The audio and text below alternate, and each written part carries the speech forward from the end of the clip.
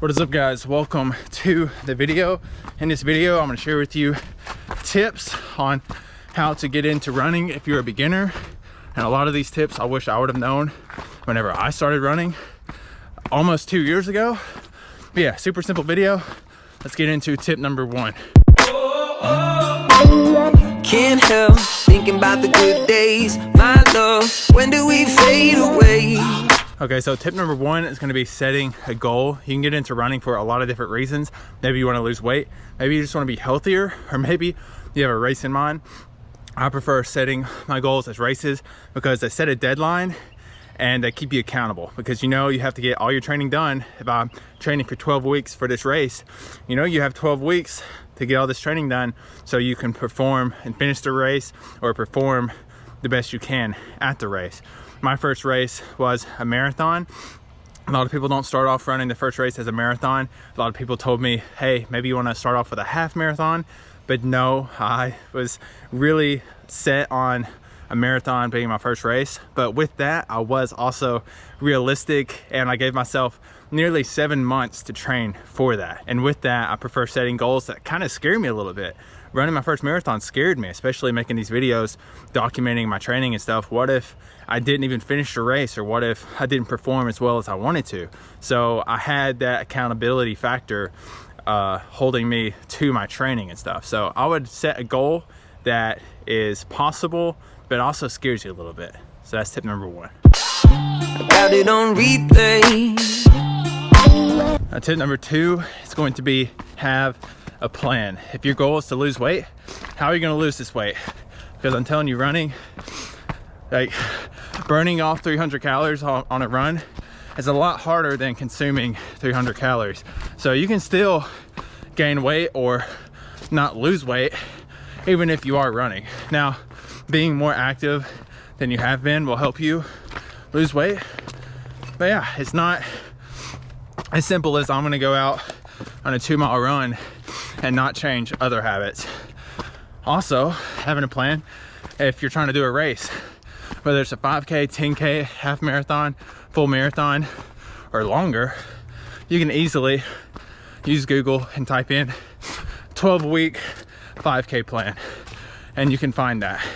And whenever you're new to running, just running is gonna make you better at running, but having some structure will also help you and will also help keep you accountable.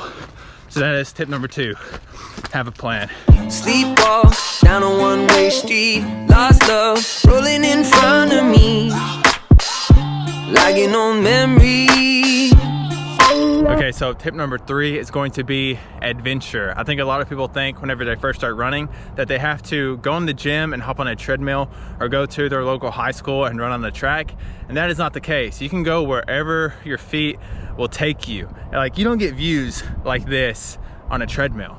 And I've lived in cities, I've lived in my entire life, and I've never driven down roads, so I've never seen that part of the city. But then whenever I start running and I'm like, oh, let's just take this route, see where it takes us, I see more of the city than I've ever seen.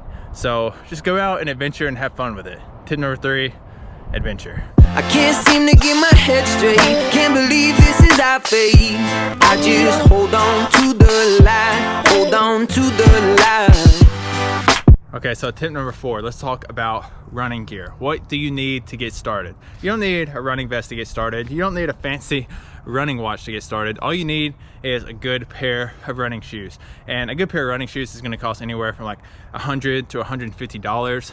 Maybe you can even find a sale or a deal on some good running shoes. Or if you have no idea where to start or where to look for running shoes, you may have a local running shop like Fleet Feet that can help get you fitted and find a shoe that's best for you and your goals. And again, you don't need a fancy running watch. All you need is your phone. Like, most of us have like an iPhone, like $1,000 phone. This can do all the tracking for your runs. Whenever I first started running, I trained for, again, almost 7 months, and I used my phone to track my runs. And you can download apps like Nike Run Club or Strava that can document your runs. I ran my first marathon 3.5 hours with my phone in my hand, running. A little inconvenient, but I made it work. So all you need to get started is your phone and a good pair of shoes. I ain't too proud to plead. Come back to me. You're the air I breathe. Okay, so tip number 5 is going to be consistency. Consistency is key. This is one of the reasons I like setting races as my goals, is because there's a deadline and there is no cramming the night before a race, the week before a race. Like school, if you slack on your studies and you try to cram the night before an exam, you could still do well on that exam. But if you're supposed to be training for 12 weeks for a race and you slack off and you're not consistent at all and you miss 3, 4, 5 weeks of your training, it's gonna show up during the race, regardless of how much training you try to cram in before the race day. So consistency is huge. Consistency for me is gonna look different from you right now. As a beginner, I would suggest running 3 to 4 days a week and just be consistent, and you will slowly but surely see progress of doing that for a prolonged period of time. So tip number 5, consistency. Ain't too proud to plead. Come back to me. I'm on my knees. Pretty please. Okay, so tip number 6 is going to be just get started. A lot of people want to wait for this perfect time to get started on something that they really want to do or something that can really better their lives, and never get started because there's never a perfect time to start.